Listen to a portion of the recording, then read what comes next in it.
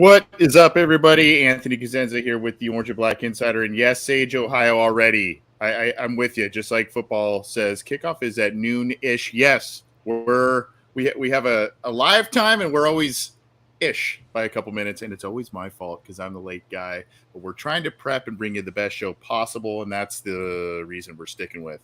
I'm Anthony. He's John Sheeran, the man, the myth, the legend. What's going on, John?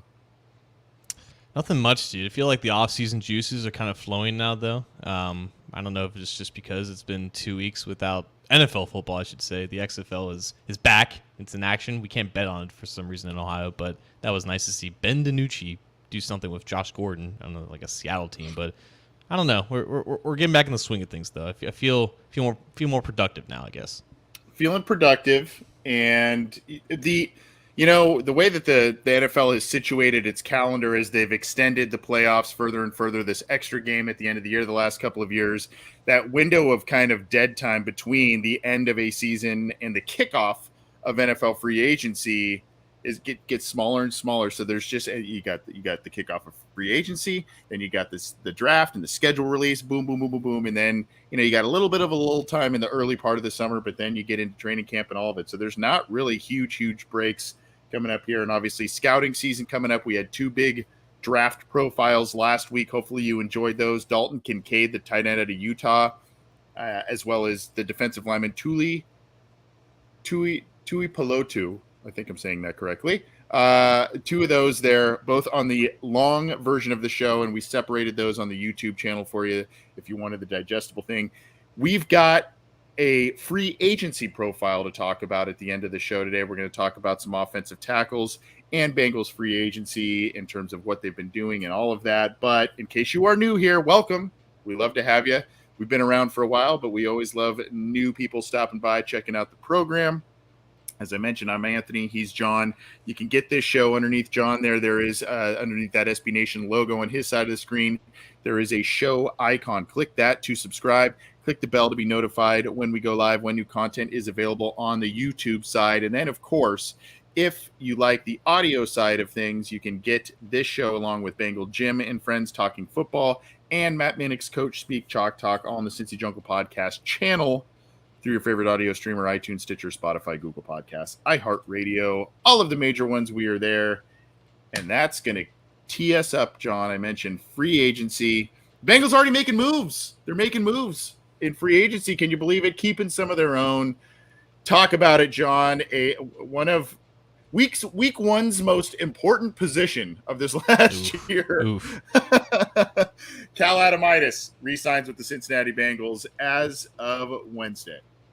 The news we've all been waiting for, right? The extension that we've all been just targeting. We didn't know when it was going to happen, but sure enough, it hit the wire, I believe, like at 10 a.m. Eastern time this morning. Cal Adomitis in the Bengals contract meeting rooms, inking his one-year deal. Very lucrative offer of, I believe, $170,000 just because it is an exclusive rights free agent tender. It's essentially just a one-year non-guaranteed deal. It basically confirms he has a spot in the 90-man off-season roster. Anything beyond that is very much up for grabs, but you have long snapper and punter potentially either having increased competition this offseason, or you might want to run it back with the battery that you had. Maybe punter has more competition attached to it because of how Drew Crispin ended the season. But, Anthony, I feel like Cal Adomitis ended his season the same way he began. It was very stable and solid. I believe Bengals.com listed him with 146 total snaps this year.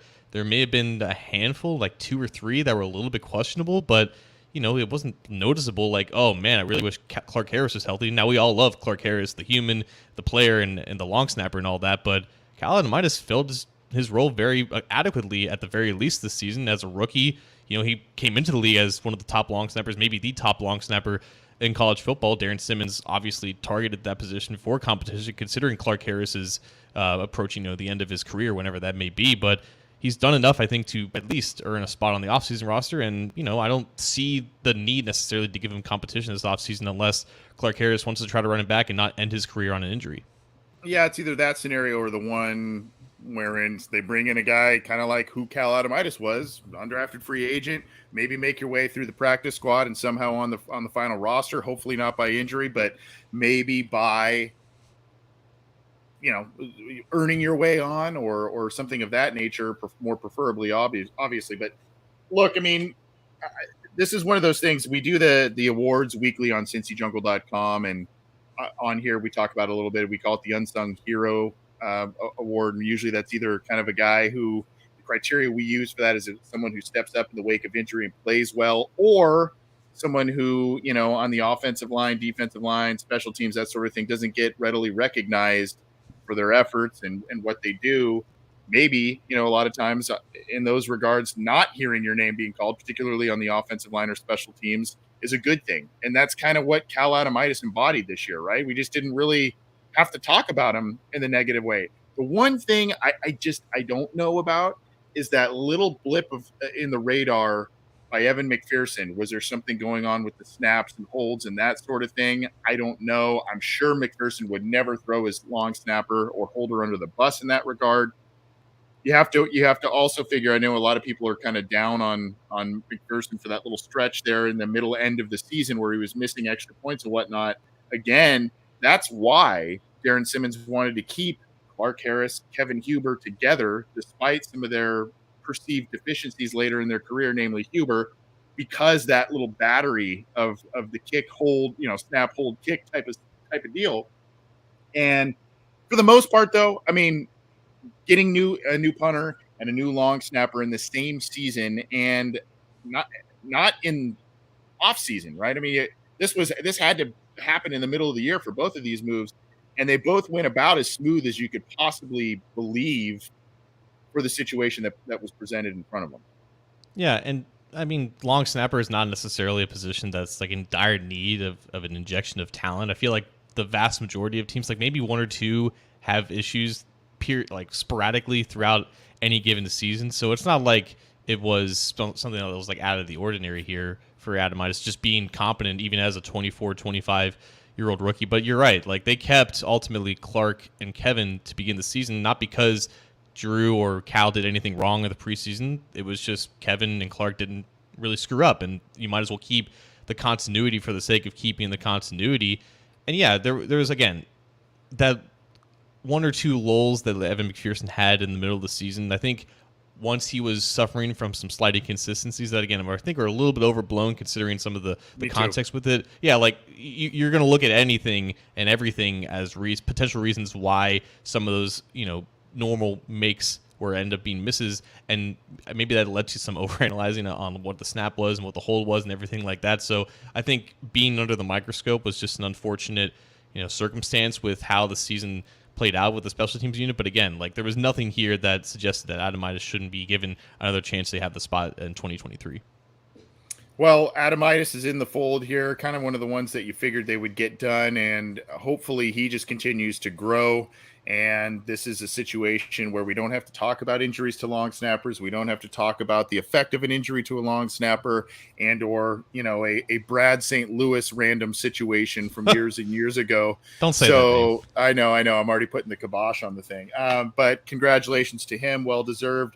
What dominoes next might be falling for the Bengals in terms of internal free agents? Because that's kind of where we're going to have to probably look here, John, as we kind of think, we mentioned this last week, we've kind of felt like the Bengals are going to be inwardly focused a bit more this year instead of outwardly focused, because their roster, number one, is in a lot better shape, and number two, they've got important players set to hit free agency. This guy quietly was one of them, just because I say quietly because of his position. But I mean, obviously you've got Von Bell, you got Jesse Bates, you've got some of these other guys out there. I think some of those kind of, if they do come at all, I think they come later on. But where are you seeing the next dominoes falling? Yeah, so again, Cal Adomitis was not an unrestricted free agent. He was basically, his rights were controlled by the team as an exclusive rights free agent. There's only one other guy on this free agent list for the Bengals who fits that description. That's Elijah Holyfield, who, if you don't remember, for anyone listening, he got injured in training camp this past offseason, so he was never really a factor with the roster. So whether or not he's healthy right now, it could determine if he comes back. But there's 4 restricted free agents here, and being a restricted free agent, you can be placed a first-round tender, a second-round tender, meaning the team who signs you has to give up that pick, in order to sign you at whatever the rate is, or just the original round, like undrafted free agent rate. And that's still, I think, $2.5 million this year. And those guys are Jalen Davis, Joe Bacci, Clay Johnson, Mitchell Wilcox. I don't know about you, but none of those four guys really scream $2.5 million even for a 1-year deal. So what the Bengals could do here, because they had a couple of these instances last year where they had some either exclusive right free agent or just restricted free agents, and they just let those periods of restriction expire, and then they became unrestricted free agents, and then they signed them to essentially veteran minimum deals. But I still think a guy like Clay Johnston, for example, special team savant, always being used every week in those specific roles, whether on punt team or kickoff team, while also being your fourth or fifth linebacker. I feel like he would be another guy that wouldn't necessarily need to wait until free agency opens. Like, I feel like he has a good role here within the team. They want him back. Just get that situation under wraps before you have to deal with some of these guys who have to open the market. And Mitchell Wilcox might be another example of that. Again, I don't think you pay Mitchell Wilcox the original round tender price of $2.5 or $3 million or whatever it is, but you still like him as a depth piece, and he's not really going to get anything on the market anyways, so he probably has a place here if the team wants to bring him back before all the craziness begins in the middle of March.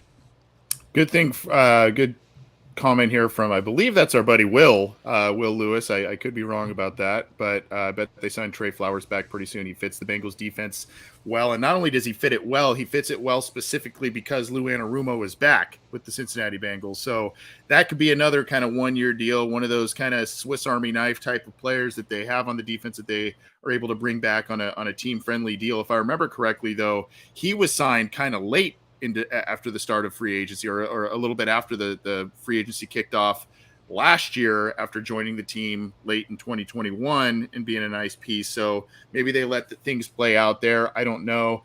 And of course, even though it seems unlikely that the Bengals will use the franchise tag yet again for Jesse Bates, that window is now open, that teams can use franchise tags on players. And I think, what is it, March 7th is the deadline that the players have to be tagged by. So, the Bengals have time if they want to decide that. Obviously, they may be scrambling for some sort of extension, or at least maybe talking to them to see, hey, this is kind of the last offer we're putting out there. I don't know. But again, that seems that the gap there is pretty wide in terms of where those players seem to be. And then, by the way, piece of news with him, he was seen out hanging out with a couple of Falcons players, Kyle Pitts and others. Maybe that's pointing to a guy who ends up joining that team. I don't know. Yeah, so the commonality with that dinner was Kyle Pitts, AJ Terrell, and there was one other Falcons player who's escaping me at the moment, Casey Hayward, the veteran cornerback. Yeah, it was Casey. Their agents are all, or David Mulligata represents all those players for the Falcons. So there's nothing in the rule book saying that 4 or 5 players who share the same agent, who happen to be on different teams, can't all share a meal together and post it on Instagram. But this was definitely a case of, hey, the Falcons need a safety. We all are represented by Jesse Bates' agent. Why don't we coordinate a dinner and maybe talk about the Atlanta Falcons a little bit before free agency begins, just in case, there's some mutual interest. Tampering happens behind the scenes every single year, from the time that even before the season ends, in some way, shape, or form. It doesn't always happen out in the open like this, but this is just what it is. And I think when it comes to the franchise tag, I feel like, Anthony, there's a couple players, including Jesse Bates, that the tag, minus the money, like the money aside, it makes sense to tag him again, but the money is always going to be a factor with that. And if you were to tag Jesse Bates again, it would be whatever the tag number is for safeties this year, plus an additional couple million, because it's the second tag that they place on him. So that's north of 15, 16 million, which is about the same amount of money that the Bengals would have paid Jesse Bates up front had he agreed to the extension last year. And I feel like Jermaine Pratt would be like the obvious tag candidate here, just because he had such a great year on his contract year, and you want to see him do it again. But again, that price tag is like $19-20 million. So yes, there are like some players who logistically fit the bill for a tag, but I feel like there's just none that also financially makes sense. And the Bengals have to consider how much cash they can give up front for just a 1-year deal when they have some of these extensions looming. They have extensions looming. And again, you also have to look at the positions in which they have placed premiums traditionally. And safety, if you look at the draft history, positionally in terms of high round picks and whatnot, and who they pay extensions to, Safety is just not one of them, and non-pass rushing linebackers like a Jermaine Pratt, they pay him, but they've paid Vontaze Burfict pretty well, but that I don't see that being a reasonable amount of money, at least for on a 1-year deal for a guy like Pratt. Not that he's not a good player, but because of the positional value and what the Bengals traditionally place in terms of value on those positions.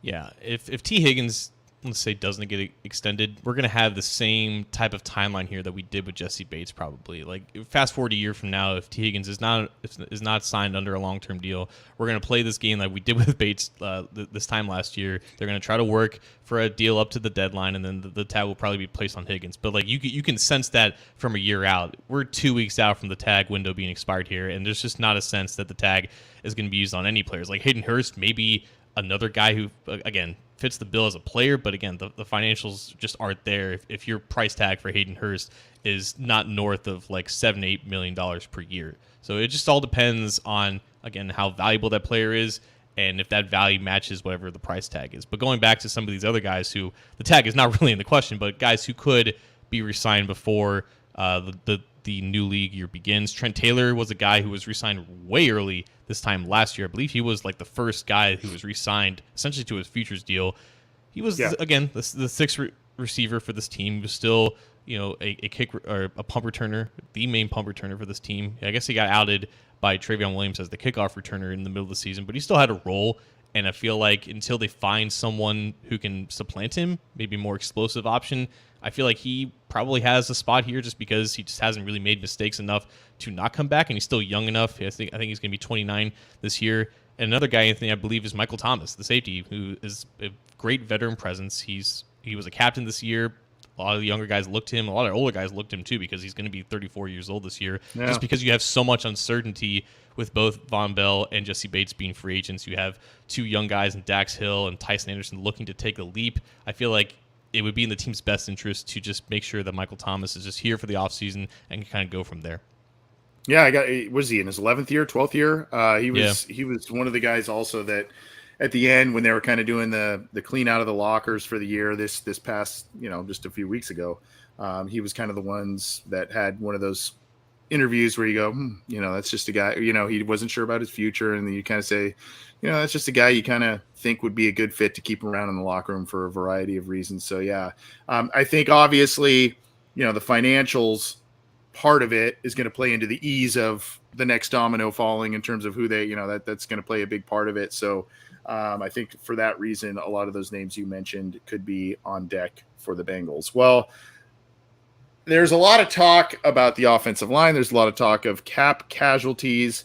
And John, one specific offensive tackle is kind of starting to get a little bit, at least on Twitter and other places, a little bit of a bad rap with the Bengals. And we want to talk about that for the State Your Case.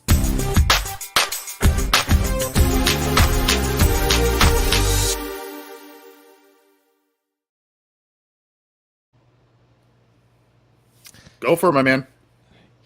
Yeah, I feel like on Twitter, at least the parts that I'm on, there's like a quota that Bengals Tour has to meet like every 2 weeks to, I don't want to say slander, I want to say, defame, but just trash talk Jonah Williams. It's just who he is at this point. He's the new resident whipping boy for the Bengals offensive line. And that title is shared with Alex Redmond, with Bobby Hart, with Billy Price, and Jonah Williams doesn't deserve to be listed with that group of individuals because he's so much better than that. But it's gotten to the point where we kind of know who Jonah Williams is at this point, and for a lot of people, it's not enough. And I think it's especially not enough considering he's going to be on a fully guaranteed 1-year deal that's worth almost $13 million. And that sounds like a lot until you realize how much left tackles are getting on the open market nowadays. Like, I believe Orlando Brown is up for an extension this year. He's trying to stick at left tackle. He's probably going to get well north of $20 million. How much of a difference is there between Orlando Brown and Jonah Williams? Honestly, because people watch Jonah Williams and they see the bad sacks that he gives up to some of the best edge rushers in the NFL. He sees Myles Garrett. They see Myles Garrett beat him consistently twice a year. They see some of these other ugly reps that lead to sacks because he blocks on the blind side, right? They see that, They don't see the 95% of other reps where he's very technically sound, where he does his job well, where he's a solid pass blocking left tackle, right? He had a level of play in 2020, 2021 that was stable, that was solid, that was consistent, and it was enough. And it's why he was placed with the fifth-year option this past offseason. And there was an expected jump that he was going to take, and he didn't take that jump, right? He kind of stayed in this middling average tier level of play for a left tackle. And I get it. I get the frustration that you want more out of that position, but I don't think the proper turn for discourse is to say this guy's trash and they need to move on immediately. They need to take the dead cap. They need to find a replacement. They need to bench him. You're going to bench a $13 million tackle for what? For what? I'm struggling to see the better options that are feasible here. Like, you can always, conjure up these pipe dream trade scenarios, trading up in the draft to take one of the top tackles or anything like that. I get that. It's the offseason. Anything goes and there's no repercussions. But when you talk about the offensive line, it always gets brought up that Jonah Williams just isn't enough. And I understand that. I understand the frustration. But the Bengals have made their bed here. They made their bed. They're going to start Jonah Williams at $12.5 million in cap hit at the position that they haven't moved him off of. That's another thing. There's always this constant discussion about moving Jonah Williams inside and moving him to right tackle. If they haven't done it by now, I don't think they ever will do it. I think moving him at this point in his career is definitely against his best interest. It's definitely not going to improve his play. And then you have to figure they have their three interior guys basically solidified at this point. He's not going to play right guard. He's not playing center. I don't think moving him to left guard and just putting Cordell Volson in limbo is a good move either. And again, I would think that he would have been a decent right tackle had they developed him early in his career at that spot, but they haven't. I don't know how moving him and changing up his technique that's already not necessarily at the level that you aspire to be for an 11th overall pick. I don't think moving him to the opposite side where you're basically going from right hand to left hand, I don't think that's necessarily the best move for him. I just grow tired of it, to be honest with you, because La'el Collins was a considerably worse player this year, and I know a lot of people don't want to admit that, but that was just the case. If you watch both these guys on a snap-for-snap basis on who was more consistent, Jonah Williams was 10 times out of 10, and he was doing it with a dislocated knee. Like, there's just too much, man. And I feel like I forget that I have a platform to speak on these things, and when I do remember, I just got to say it. Jonah Williams is gone out of control. Preach. Now you got a couple of live chat comments here. Gave up one of the highest sack totals in the league this year. Not good enough. Sacks are not an individual offensive line stat. I'm so sick and tired of that. He's going up against Myles Garrett and some of the best edge rushers in the league. And yes, he loses bad, but he doesn't lose all the time. Just when he loses, sacks happen. That's just what happens. It's a quarterback stat, man. It's a quarterback stat. God. He's one of the worst rated left tackles in the NFL, Daniel Thomas. Here's the thing with this, John. You and I on a State Your Case, we're usually on the same wavelength, at least most of the time, or for the most part. I'm with you on a lot of different ways with this. There are some things, though, that cause me to step back and cause me to worry. Now, the sack thing, I understand your frustration, and I am in agreement with you in the fact that, dude, sacks are a symptom of other things happening, not necessarily just of a left tackle, just of one player. The bottom line is those get credited to one player, fair or not, they're getting credited to him. And here's the thing. I know there are a lot of other stats and elements to look at on the offensive line, pressure rates, run blocking grades, all of it, right? But the bottom line is these sacks have been a chronic problem since Burrow has got here. And they derail drives, and these are the things when you see the Bengals come up just short, the talking point is the sacks, the hits, the pressures, all of that come with that. So that's kind of where I have a problem with the sack thing. And I am in agreement with you, though, that the sack stat is overblown and or sometimes blame gets misplaced on that. Here's the thing, though. You see this picture that's up if you're watching the video. This is where my concern lies with Jonah Williams. I think he's a solid tackle when he plays. I think there are some misconceptions about how bad he could be because of the sack numbers and all this kind of stuff. It's the missed time overall that I worry about, John. And aside from that, we credit him, and I've credited him as well, as playing on two bad knees this year, but dislocated his kneecap on both knees, which is horrific. Here's my problem with that specific injury, and I don't have a medical degree. I'm not a doctor, but from what I know about dislocations, when you have that injury, that can be a somewhat chronic injury. You can continue to have that injury occur, whether it's a shoulder, whether it's a kneecap, that sort of thing. I could be wrong about that. Again, I don't have a medical degree, but I've known people that have dislocated things and they say it's a chronic problem, right? It's like, oh, if I lift wrong, if I do something wrong, that thing will pop out of place again. I got to pop it back into place. So that worries me a bit with Jonah Williams going forward. Is this going to be another thing where, next year he's chugging along, playing decent middle of the season. Bengals maybe don't make the most heavy investments in the offensive line, backup wise, other starters, that sort of thing. Oh, here goes Jonah's knee. He's out for another month, 6 weeks during a playoff stretch or a run to the playoffs. That concerns me because these can be chronic issues, dislocations in joints. Yeah, and it helps that he's only 25, 26 years old, so like he's not like 35, 40 out there like dealing with these knee issues, but it is something to monitor going forward, which is why, saying all this, there is a long-term issue aside from the injuries too. Like he's only under contract for one more year, right? And if you were to evaluate who Jonah Williams is right now, he's a guy that at least 30 teams, if he was available, like they would sign him and they would ask him to compete for a starting job because he's that good, despite what the narrative is. But going forward, if you're talking about an extension, yeah, you might want to steal a little bit more than that. And that's fine. We can have that conversation as well. People get lost in the bad reps. They get lost in playing Cleveland twice a year. And yes, Myles Garrett is really good. And yes, he's a definite mismatch compared to Jonah Williams. Take the Cleveland games out of this, and I want you to name me a bad Jonah Williams game. Like week one, yeah, sure, Alex Highsmith gave him the business a couple times. After like the first couple of weeks when the offensive line was in complete disarray for the most part, he was still pretty dang good. And he did not get Joe Burrow killed on some of these blindside hits that the narrative seems to be. It's the Cleveland games, dude. It's the Cleveland games. It's the AFC North games, and it sucks. Burrow doesn't even play his best against the AFC North. That wasn't the case this past year. It was a problem for the offense as a whole, and it was a problem for the left tackle because the left tackle is put in the most precarious situations. He doesn't have the help that Cordell Volson has inside. But if you watch him, every single snap, like I've watched every single snap of his at least twice or three times for his entire career, and I'm telling you, this guy is not as bad as people say he is.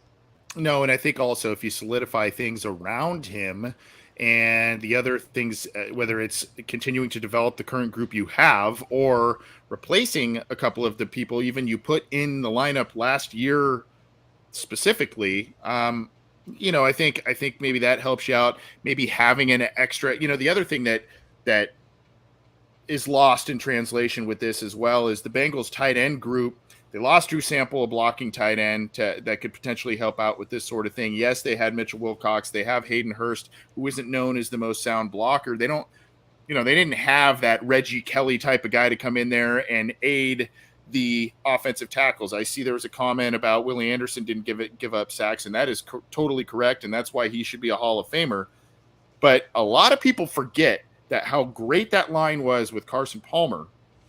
Who was the guy that was the unsung hero? Who was the guy that Carson Palmer and those tackles always talked about as a key guy to help out what that offense did? And not as a pass catcher, but it was Reggie Kelly, a blocking tight end who helped pave the way, helped the tackles as an extra body up front to get Rudy Johnson those big years, to get Carson Palmer those big years. So I think that may be also an indictment on Jonah Williams saying, hey, he needs help. Why does he need help? I get that argument too. But I don't know, man. I'm with you in the fact that it's overblown, but I do have long-term concerns about the picture that you're looking at there with the knees. And, regardless of who they get credited to, the Bengals, and I know sacks are an overblown stat to a lot of folks, but they have derailed important games. They have derailed important drives in this run that the Bengals have put together these last couple of seasons. They have to be cut down. They simply have to be cut down. And I'm perfectly fine discussing that. That's why I'm on the show with you, Anthony, because you're a very reasonable and rational person. If you lead the discussion, thanks a lot. If you lead the discussion with Jonah Williams sucks, it's a non-starter because you don't know what you're talking about. Yeah. Well, I don't. What the Bengals will do in the draft here is going to be really, really intriguing in these first couple of rounds because they have questions, whether depending on how you look at this situation, they have questions at left tackle, maybe not, even if you are in Jonah's corner in this, maybe not for this year, but they have questions at left tackle for the foreseeable future 100%. because there are questions there, and then there's questions on the right side because you invested in Lael Collins. He didn't finish the year, had a subpar year, as you mentioned, and now he's coming off of a knee injury that's going to be, when's he coming back, right? I mean, so there's all of these questions at both tackles, but I mean, I think there are worse, to your point, I think there are worse situations for the Bengals, much worse situations for the Bengals to be in at left tackle. I see someone else had mentioned, they should give Jackson Carman another hard look at left tackle this next year because of namely what he did against Buffalo. But you look at the following game against the Chiefs and there were problems. So, I mean, again, I think that the offensive line, unfortunately, even with the investments they made last year, and I know injuries hit them real hard across the board there, really. I mean, four of their starters, if you include Karras's knees at the end there, four of their starters got hit with pretty bad injuries, but still we're in another offseason, and the talking point is what's going on with the offensive line? What's the future of the offensive line? What's the immediate look of the offensive line? Well, this is where it's gone with Jonah Williams because the perception, the narrative is at a point where Jackson Carman can have a semi-decent half of football against the Ravens when the Ravens didn't game plan or scout for him, and then takes advantage of very good conditions in snowy Buffalo without a dominant pass rusher, and all of a sudden he's better than Jonah Williams. Like what are we doing here? And again, it's all about how to practically go forward with this. And if you discuss potentially drafting an offensive lineman within the first couple of rounds, you'll get that same group of people that say, well, I don't trust the Bengals to draft offensive line. So what's the plan here? Are you going to pay Orlando Brown $26 million per year? Are you going to try to find some other expensive left tackle that might be a marginal upgrade over Jonah Williams, but you're paying a premium for when you have other guys to pay for? I don't know where to take this conversation other than just yell, and I don't like yelling. Aquila with a top rope comment here. Jonah Williams is Andy Dalton, painfully fine, too good to replace, not good enough to not consider it. Interesting take on that one. And I also got a link, I believe it was to All Bengals via Ian Rappaport from our guy Will Lewis, telling us that Jonah Williams did have surgery on that dislocated kneecap. So that's another thing to kind of continue to look at as this offseason progresses. I would be hard pressed to see if the Bengals don't go tackle not only early in the draft, but in free agency as well. Not necessarily to replace Jonah Williams this year, but perhaps next, and or groom someone for that right side. We'll see what happens. But that is a good segue for our free agency profile. And that was a great state your case, John. Heated one. I love it. More like yell your case. I'm sorry. Yeah, it's scream your case. I love it. Yeah. All right. So let's, as we mentioned, there's some questions about the left side, but there's also questions about the right side. I just talked about Lael Collins, the knee injury, a little bit of subpar play, disappointing from the big signing last. Everybody was ecstatic, myself included, with the signing, but there was always the disclaimer with Lael Collins. There were swings of greatness. There were swings of not so great play. And then, of course, a lot of missed time, a lot of missed practice. And the last two, unfortunately, came to fruition. So now the Bengals, especially if they want to re-sign a Jesse Bates, if they want to extend it to T. Higgins, get a deal done with Burrow, do some outside free agency stuff, they have some hard decisions to make. Obviously, the talking points for a lot of people right now in terms of cap casualties are Joe Mixon being one, or restructure, and Lael Collins on the right side. So where might the Bengals go if they were to go outside? Let's have a look at a guy that could intrigue them. And this is a profile on Jawaan Taylor, Jaguars tackle here. And John, this is a guy that the Bengals had some familiarity with. I'm going to go full screen on this bad boy. Familiarity with in terms of, the draft. He was drafted in the same class, top of the second round, I believe, as Jonah Williams back in 2019. And a guy who's young, he's ascending. You see here, 6'5", 312. He's entering his fifth season. He is 25. He doesn't turn 26 until the middle of November. Went to Florida, is from Florida, but a guy that the Bengals had some pre-draft interest in. They hosted him for a visit back then, and along with others in that tackle class. A guy who has played every single game at right tackle for the Jaguars since being there. He had an overall grade, PFF 58.7 last year. PFF pass block grade, personal best 76.4. Pressures allowed 16. Penalties 6 overall. Started all 18 games. Or I guess that would be 19 instead, if you include the 2 postseason games there. So he has been, and here's some reps here. You can see here, I'll go back on this because it's kind of far away. It might be a little hard to see, but let's go back a sec. When you look here, he doesn't really get in the mix here. He's right here. You can see my cursor. I don't know if there's a miscommunication on this play. I don't know if there was what the assignment was. He doesn't get anybody, so someone gets by him there. So, and then that becomes a turnover against the Chargers in that crazy game. Here he is against Watt, sort of holding his own. Nice push away from Watt and getting onto the other blocker that led to the big play. Here he is against Josh Allen in practice. Ends up holding his own, gets pushed back a little bit, holds his own there a little bit. Here he is in pass protection there against Kyle Van Noy, I believe, led to an interception. Here he is run blocking. Let's go back to this one and we can take a closer look at it right here. We'll fast forward in just a second. All right, so here he is down here, and he was the guy that kind of paved the way for this cutback lane for Travis Etienne to cut back and get a nice gain here. Etienne goes, here's the play again. Oh, this is a different, no, it's the same play. Cut back. You can see the cutback lane there. And then, of course, there's another one right up here. He seals off his blocker to get outside. There's a broken contain outside. Now, again, some of that's against, the Texans last year. So you can see he's adept in a lot of different areas and a guy that,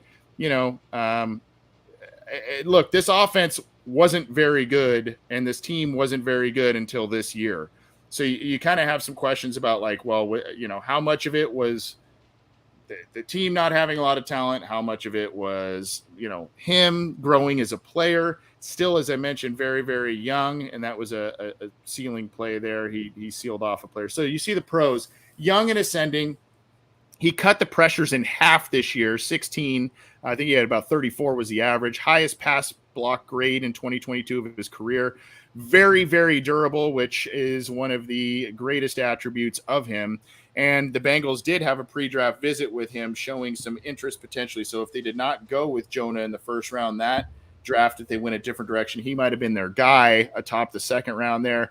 Is he a true stud right tackle? I said, is he a product of past bad teams? Is he close to the ceiling? And then of course, how affordable or attainable is this guy? Is he a guy that might he be a franchise tag? We've talked about some of these guys in years past, and then they end up getting franchise tagged or get a quick contract with someone else.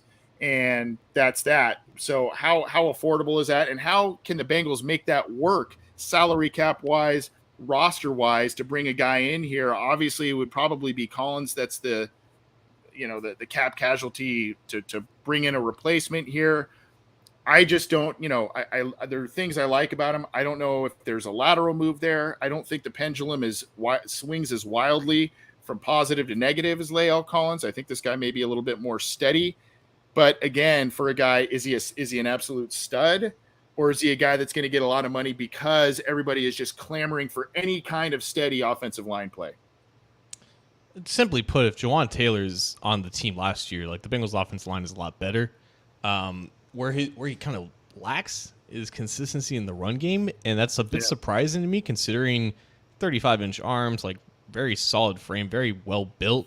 I don't know off the top of my head what the Jags love to run in terms of scheme, in terms of their run game, but it's Doug Peterson's offense, so they're kind of versatile in there. So that would be my lone concern here. I don't think the Bengals, specifically Frank Pollock, I don't think they target guys who have run blocking as like their glaring weakness, but in terms of pass protection, like he was as stable as they come. Now beyond the sack numbers that are misleading, he was very consistent in terms of just his overall production. In terms of just week to week, very solid. There was very little glaring lulls within his 2022 campaign. Now, contract year for sure, but I think there was enough as a third-year player in 2021, where you say, okay, he's building off of this and he's continuing to progress as a player.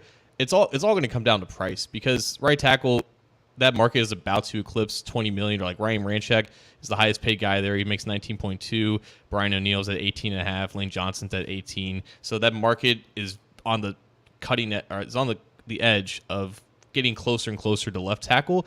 I believe PFF has him projected at 16 million per year, but again, projections before free agency actually happens is pretty useless, considering his team last year, the Jaguars, completely knocked, inflated like 3 different positions because it just had so much money. So it could be a team like the Chicago Bears, who just have infinite amounts of cap space that could just overpay guys like Jawaan Taylor, at least overpay compared to what they're projected to get, right? So Jawaan Taylor at 15 million per year sounds pretty good. Jawaan Taylor at 21.5 million per year, resetting the market, sounds not as good, right? And of course, there's this enigma of a situation with La'el Collins, right? Because a lot of his contract is in a roster bonus and per game roster bonuses. If he doesn't play, he doesn't get like 2.4 million for this year. And the financials beyond that are kind of beyond me at this point. It's just so much up in the air, because you don't know how healthy he's going to be for the start of the season. You don't know if he's going to be affordable enough to just stash on the bench or stash on the pup lip. They have a lot of questions to answer, but I feel like Jawaan Taylor as a pass protector would definitely solidify that spot going forward. I feel like you just know who he is at that spot in that phase of the game, and you just might have to work through the run blocking issues as you go.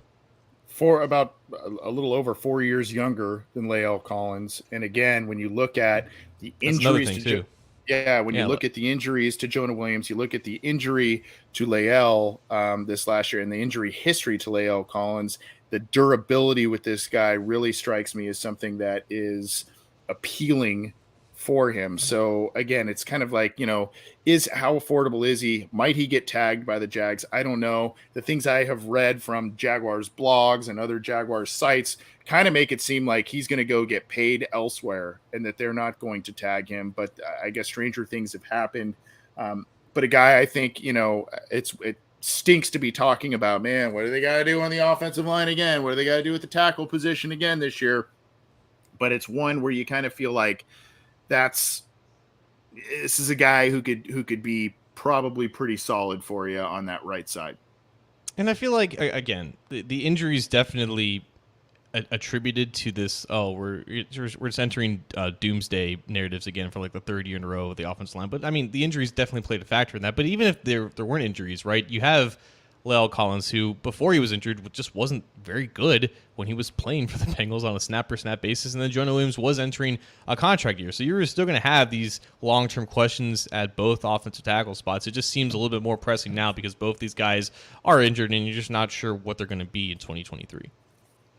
Well, that's an option they will look at exploring, particularly if they let a Jesse Bates walk, if they are looking to make cap casualties of a couple of guys and or restructure a couple of guys' contracts, maybe spread out the money hit that they currently have set. I don't know, but this would be a guy, again, the rest of the roster seems to be in pretty good shape. It's once again that offensive line. What are they going to do? How are they going to eliminate the hits, the sacks, the problems, the inconsistencies up front? And this is a guy, I think, again, he's not going to probably be a perennial Pro Bowl type of guy for you. He's not an absolute, stud in the run block game. You saw, I think, what did I say? It was mid-70s for the pass block grade and high 50s overall. So that tells you probably the disparity, right, between pass block and run block there from PFF's metrics. But a guy I think could be a good addition for the Bengals if they decide to go another direction at right tackle. Let's drop the mic and get out of here. We're getting out of here short, buddy, but a lot to get to. What do you have for us, my friend? Some minor life news. I adopted a Bengal of my own, a little 3-year-old cat by the name of Ava. She is a domestic long-hair diluted calico. I didn't know what 3 or 4 of those words meant until I adopted her on Saturday, but she's a sweetheart, and That's awesome. Got into the habit of getting on my desk, I believe, today. So in the near future, if you see a little furry creature kind of scroll over your screen, do not be alarmed. That's my new buddy. Welcome to the family, Ava. That's awesome. Where shelter, or like, was it someone, a friend, or okay, very cool. How old is she? Yeah, she's She's 3. Her birthday was projected to be February of 2020.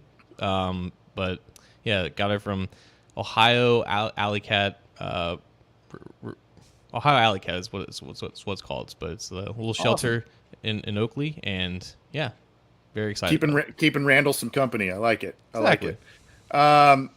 Look, a lot has been made, at least from what I have sort of seen on Twitter. I haven't been as prominent on there. Not that I'm overly prominent on there anyway, but there's talk of, and this is kind of a take this how you will, just kind of food for thought. There's a lot of talk about people liking Bijan Robinson. I don't know if I'm saying his first name right. The Texas running back, exciting player. Kind of, if you want to use a baseball metaphor, kind of a 5-tool player, right? Seems to pass block well, runs well, can catch the ball, do a lot of different things for you. But again, there's that stigma of first-round running backs. There's a stigma of paying running backs. Has to be a generational talent type of thing. And we've talked about what the Bengals' trends are traditionally in their draft history. So let's just say over, 54, 55 years of draft picks at this point, right? 1968 through 2022. The Bengals have picked a running back. How many times would you think that the Bengals, just off the top of your head, have picked a running back in the first round in their 55-ish year history? At least 2, no more than 3. It's 4. Oh, damn. But let's go with it. Archie Griffin, the 2-time Heisman Trophy winner from Ohio State, 1976. He was the first one. Charles Alexander, whom we had on the show before the last Super Bowl appearance by the Bengals. Go check out that fun interview. Great guy. Out of LSU, Bengals had 2 first-round picks that year. They got quarterback Jack Thompson and then Charles Alexander in that draft. And then they went all the way until 1995. Kajana Carter, running back. And then, of course, you had most recently, 2000, almost 2 decades ago, we're talking Chris Perry. So I don't know if that points. I mean, what is that? If you're talking about 4 divided by, let's just do rough math. That's 7.2% of your first round picks positionally have gone to running back. If you're the Cincinnati Bengals, 4 in total. I don't know that we talk about how the Bengals devalue certain positions. I just don't know that that's in the cards for them. I don't see it. I see offensive tackle right now as a big deal. Obviously, you'll see how free agency plays out. Maybe they lose Pratt. Maybe they lose, some of these other guys, and they adjust their focus a little bit there. But they're gonna go in there feeling like they don't need to draft specific positions. But I would be hard pressed to believe that the Bengals go somewhere other than maybe offensive line at the end of that first round. Stranger things have happened though. And that last pick by Perry was in the early mid-20s. I think it was maybe 24 overall. I'll have to look. Yeah. So, you're getting in that range where maybe the Bengals are like, well, I mean, this is borderline a second-round pick at 28 anyway. Still, I don't know that I see that. I know there's a lot of talk about Robinson, but I don't know that I see it. Well, they traded back for Perry, right? Like, they almost picked they could have picked Steven Jackson. Yeah. Yeah. So, and I know we talk a lot about trends here and historical data, but I mean, 2005, I think, was, if Duke Tobin was with the Bengals, like, he was not the director of player personnel at that point, or if he was, it was very early in his reign. In the last 10, 12, whatever years, like, the trend is the second round for the Bengals, right? That's Giovanni Bernard, That's Jeremy Hill, that's Joe Mixon, and yeah, that's been their Dylan, rushers. Kenny Irons. I mean, the list, exactly. That's the round. Yeah. So if we want to talk about drafting a running back early, like, the second round is where we look. But that's why we're talking about offensive tackle, cornerback, tight end. That's why you see a lot of mocks for those positions, because those are the positions that this Bengals group of front office, that's the positions that they target. So I think being in the very last part of the first round maybe puts that into jeopardy. Maybe you see a position that they don't normally take, but still, the optics of getting out of a Joe Mixon contract because you're paying him too much to then draft a first-round running back, it just seems a little weird to me, despite the fact that Robinson looks like a really good dude. He does look like a very good player, and if the Bengals go a different direction at that position for a variety of different reasons, he would be probably someone that would be a good fit. But again, you got to look at value and all kinds of different aspects of it. And the Bengals really look at the history, 4 picks in their history in the first round at the running back position. So that, again, it's kind of like, well, take that for what you will. There's maybe, I guess, a 7.5% chance that the Bengals, if you're basing it on history, the Bengals go running back in the first round. We're going to get out of here. He's John Shearer, and I'm Anthony Cosenza. Get this show on your favorite audio platform through the Cincy Jungle podcast channel. Do us a favor, leave us a review, hopefully a 5-star one. Through that, if you can, that helps us out. And of course, you can subscribe to our YouTube channel icon beneath John and that SB Nation logo. Subscribe, click the bell to be notified when we go live, when new content is available. We'll keep hammering you with content through the rest of this spring and through draft season, through free agency, all of it. We'll be there for you. Take care, and John, we'll talk soon, bud. Talk to you in March.